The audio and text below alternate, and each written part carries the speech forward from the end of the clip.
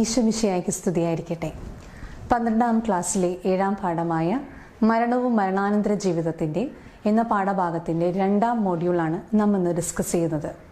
നമുക്ക് പ്രാർത്ഥനയോടെ തുടങ്ങാം. സ്നേഹീശോയെ, അങ്ങയുടെ വചനത്താൽ ഞങ്ങളുടെ ഹൃദയങ്ങളെ വിശുദ്ധിയിൽ നിലനിർത്തണമേ. എന്നും അങ്ങയെ മഹത്വപ്പെടുത്തി ജീവിക്കുവാൻ ഞങ്ങളെ അനുഗ്രഹിക്കണമേ. ആമേൻ. ഒന്നാമത്തെ മോഡ്യൂളിൽ ക്രിസ്തുവിൻ്റെ മരണവും ഉത്ഥാനത്തെക്കുറിച്ച് നമ്മൾ ചിന്തകൾ പങ്കുവച്ചു.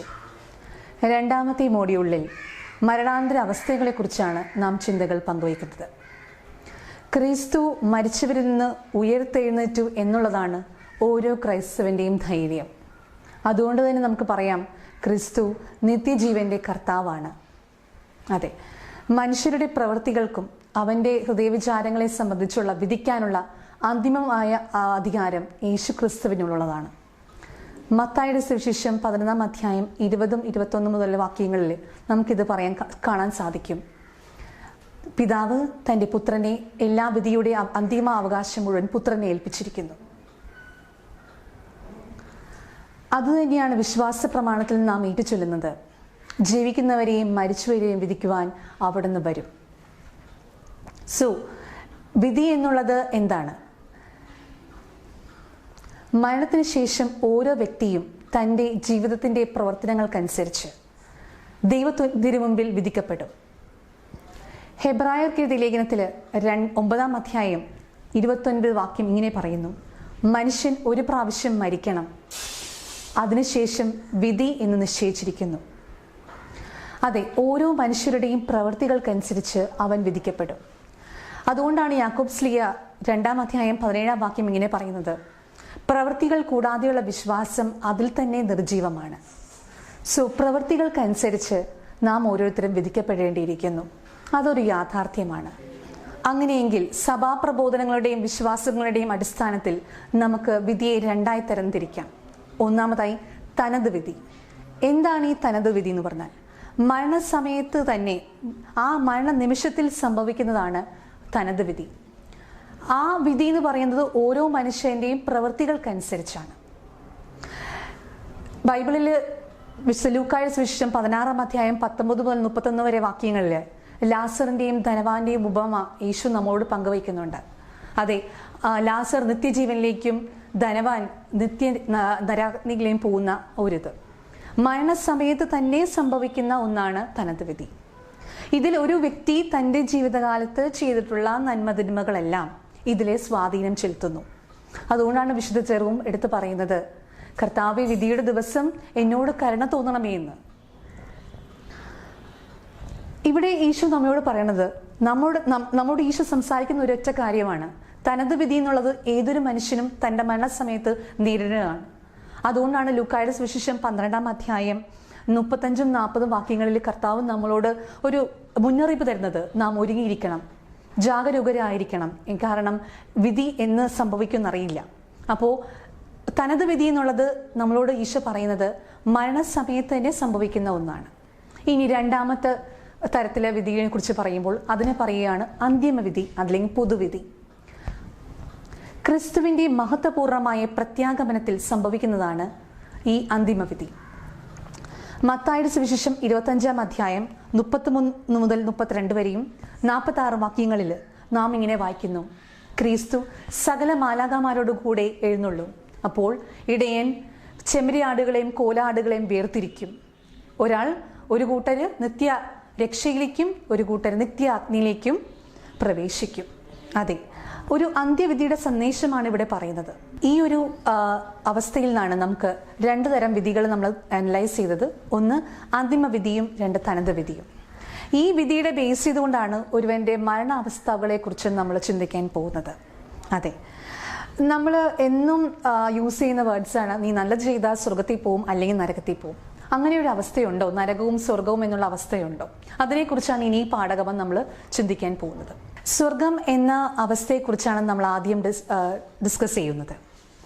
ദൈവത്തിൻ്റെ കൃപാവരത്തിൽ ജീവിച്ച് മരിച്ചവർ ക്രിസ്തുവിൻ്റെ കൂടെ എന്നും ജീവിക്കും, എന്നേക്കും ജീവിക്കും.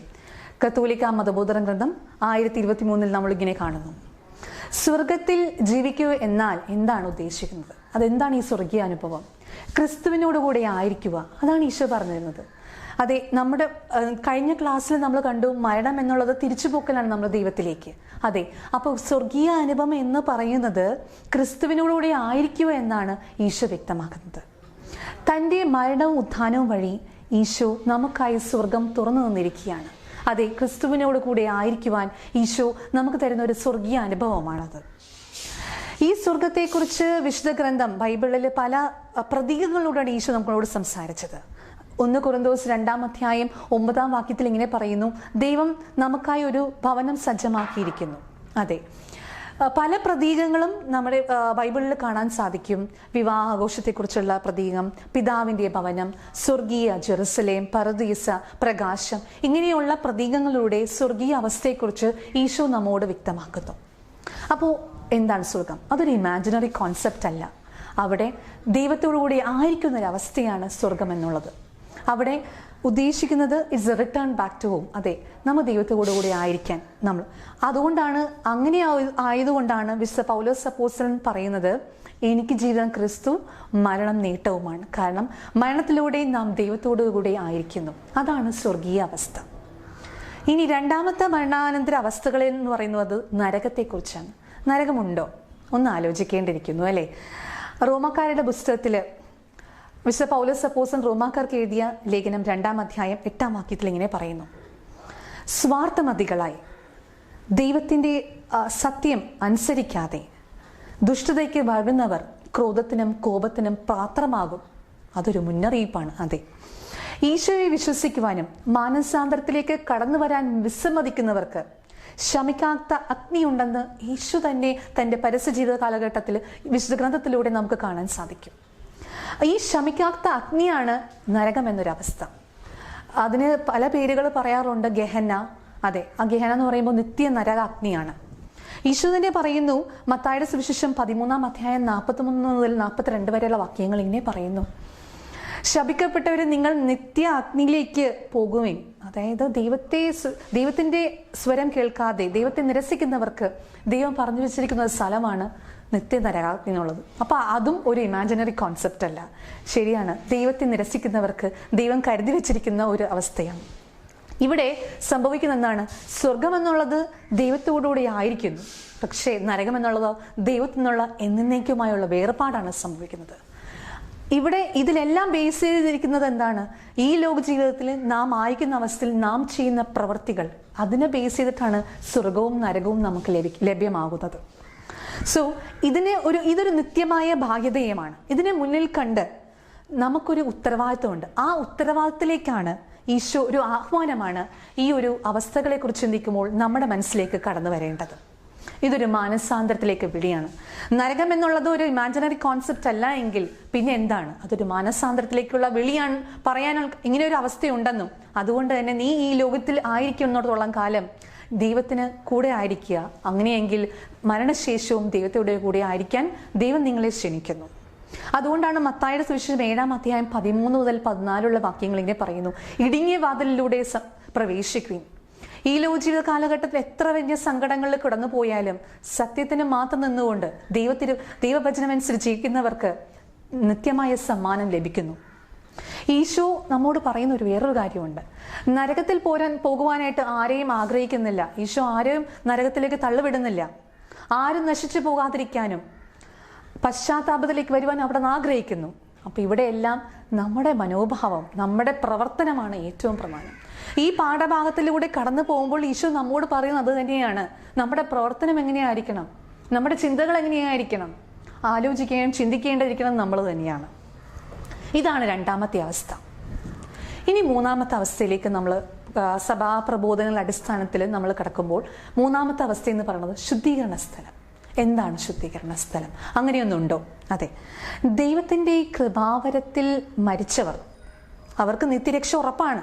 എങ്കിലും എവിടേക്കോ ചെറിയ പോരായ്മകൾ ഉണ്ടെങ്കിൽ, ആ ഒരു വിശുദ്ധിക്ക് ഒരു കോട്ടം തട്ടിയിട്ടുണ്ടെങ്കിൽ, അവർക്ക് ആവശ്യമായ വിശുദ്ധി നേടുന്നതിന് വേണ്ടി അവർക്കൊരുക്കുന്ന ഒരു ശുദ്ധീകരണത്തിൻ്റെ ഒരു ഫൈനൽ പ്രോസസ്സ്, ടച്ചിങ് പ്രോസസ്സ്, അതാണ് ശുദ്ധീകരണ സ്ഥലം എന്ന് ഞാൻ പറഞ്ഞതല്ല, വിശുദ്ധ കത്തോലിക്ക സഭയുടെ മതബോധന ഗ്രന്ഥം 1030 പറയുന്നു.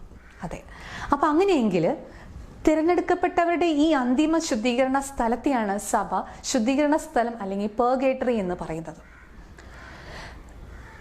ഈ വിശ്വാസം എന്ന് പറയുന്നത് ഇതൊരു സഭയുടെ ഈ പ്രബോധനം സഭയുടെ വിശ്വാസ സത്യമാണ്. ശബ്ദിക്കപ്പെട്ടവരുടെ, അതായത് നിത്യനരകത്തിൽ നിന്ന് ഒരുപാട് ഡിഫറൻ്റ് ആണ് ശുദ്ധീകരണ സ്ഥലം. കാരണം നിത്യനരകത്തിൽ പോയവർക്ക് ഒരിക്കലും തിരിച്ചു പോക്കില്ല. They have to be there, അതായത് അവിടെ തന്നെ നിൽക്കേണ്ടിയിരിക്കുന്നു. പക്ഷേ ശുദ്ധീകരണ സ്ഥലത്തിൽ അവരുടെ അവിശുദ്ധിയുടെ ഒരു പൂർത്തീകരണം കംപ്ലീറ്റ് ആയി കഴിയുമ്പോൾ തീർച്ചയായിട്ടും അവർക്ക് നിത്യരക്ഷയിലേക്ക് കടക്കാൻ സാധിക്കും. അതുകൊണ്ടാണ് ശപിക്കപ്പെട്ടവരുടെ സ്ഥലമായ നിത്യനരകത്തിൽ നിന്ന് ഒരുപാട് വ്യത്യാസമുണ്ട് ശുദ്ധീകരണ സ്ഥലം. ശുദ്ധീകരണ സ്ഥലത്തെ സംബന്ധിച്ചുള്ള പ്രബോധനങ്ങൾ കൂടുതലായിട്ടും ഫ്ലോറൻസ് സുനഹദോസും തെൻഡ്രോ സുനഹദോസിലാണ് ഇങ്ങനെ ഒരു ശുദ്ധീകരണ സ്ഥലത്തെക്കുറിച്ച് കൂടുതലായി വ്യക്തമാക്കിയത്. ഇതിൻ്റെ ഒരു മെയിൻ ഹൈലൈറ്റ് അല്ലെങ്കിൽ നമ്മളോട് പറയുന്നതാണ് ശുദ്ധീകരണ സ്ഥലം എന്നുള്ളത് ഒരു യാഥാർത്ഥ്യമാണ്. അങ്ങനെ ഒരു അഗ്നിയുണ്ട്. അതുകൊണ്ട് തന്നെ നമുക്കത് മനസ്സിലാക്കി തരുന്നതെന്നാണ് ശുദ്ധീകരണ സ്ഥലത്തെക്കുറിച്ച് ചിന്തിക്കുമ്പോൾ അവിടെ ആയിരിക്കുന്ന അവസ്ഥകളിലിരിക്കുന്ന ആത്മാക്കൾക്ക് വേണ്ടി നാം പ്രാർത്ഥിക്കാൻ കടപ്പെട്ടവരാണ്. അപ്പൊ ഈ 3 അവസ്ഥകളെ കുറിച്ചാണ്, അതായത് വിധിയുടെ ദിവസം തനത് വിധി, പൊതുവിധി, അന്തിമ വിധിയിലേക്ക് കടക്കുമ്പോൾ നമ്മൾ ഈ വിധിയുടെ ഈ ഒരു ലെവലിൽ നമ്മൾ ഈ അവസ്ഥകളിലൂടെ കടന്നു പോകണം. 1 സ്വർഗം എന്നുള്ളൊരവസ്ഥ, 2 നരകം എന്നുള്ള അവസ്ഥ, അല്ലെങ്കിൽ ശുദ്ധീകരണ സ്ഥലം. ഈ 2ാമത്തെ മോഡ്യൂളിൽ ഈശോ നമ്മോട് സംസാരിക്കുന്ന ഒരു കാര്യമാണ് നാം ഓരോരുത്തരും മനസ്സാന്തരത്തിലേക്ക് അല്ലെങ്കിൽ ദൈവത്തിലേക്ക് കടന്നു വരണമെന്നുള്ളത്. ഈശോ നമ്മോട് പറയുന്ന ഒരു കാര്യമുണ്ട്, ക്രിസ്തുവിനൂടെ ആയിരിക്കുക. നീ ഏത് ജീവിതാവസ്ഥയിലായിരിക്കോട്ടെ, എന്നോട് കൂടെ ആയിരുന്നാൽ തീർച്ചയായിട്ടും നിനക്ക് ഞാൻ നൽകുന്ന ഒരു നിത്യസമ്മാനമുണ്ട്. എങ്ങനെയാണ് വിശുദ്ധിയിൽ ജീവിക്കാൻ നമുക്ക് സാധിക്കേണ്ടത്? അപ്പോൾ നമ്മൾ ഈ 2 മോഡ്യൂളിലായിട്ട് മരണവും മരണാനന്തര ജീവിതത്തിൻ്റെ ഈ ഒരു പാഠഭാഗത്തിൽ ക്രിസ്തുവിൻ്റെ മരണവും ഉത്ഥാനവും നമ്മൾ ചിന്തിച്ചു. ഒപ്പം മരണാനന്തര അവസ്ഥകളെക്കുറിച്ച് ചിന്തിക്കുമ്പോൾ ഈശോ പറയുന്നു, നീ വിശുദ്ധിയിലായിരിക്കാം. എങ്ങനെ വിശുദ്ധിയിലായിരിക്കാം? അനുദിനം ദിവ്യബലിയിൽ പങ്കെടുത്തുകൊണ്ട്, ജപമാല ഭക്തിയിലൂടെ, അതല്ലെങ്കിൽ മറ്റുള്ളവർക്ക് ചെയ്യാവുന്ന നന്മകൾ ചെയ്തുകൊണ്ട്, മറ്റുള്ളവരിൽ ദൈവത്തിൻ്റെ അംശം കണ്ടുകൊണ്ട് അവർക്ക് ചെയ്യാവുന്ന നന്മ ചെയ്തുകൊണ്ട് നമുക്കിങ്ങനെ വിശുദ്ധിയിൽ നമുക്ക് വളരാൻ സാധിക്കണം. അതുതന്നെയായിരിക്കട്ടെ ഈ ആഴ്ചയിലെ പ്രവർത്തനവും. കാരണം നമുക്ക് സാധിക്കുന്ന സമയങ്ങളിൽ നമുക്ക് ദിവ്യബലിയിൽ പങ്കെടുത്തുകൊണ്ട്, നമുക്ക് ജപമാല ഭക്തിയിലൂടെ, നമുക്ക് കുടുംബ പ്രാർത്ഥനയിലൂടെ, മറ്റുള്ളവർക്ക് നന്മകൾ ചെയ്തുകൊണ്ട് നമുക്ക് വിശുദ്ധിയിലായിരിക്കാം.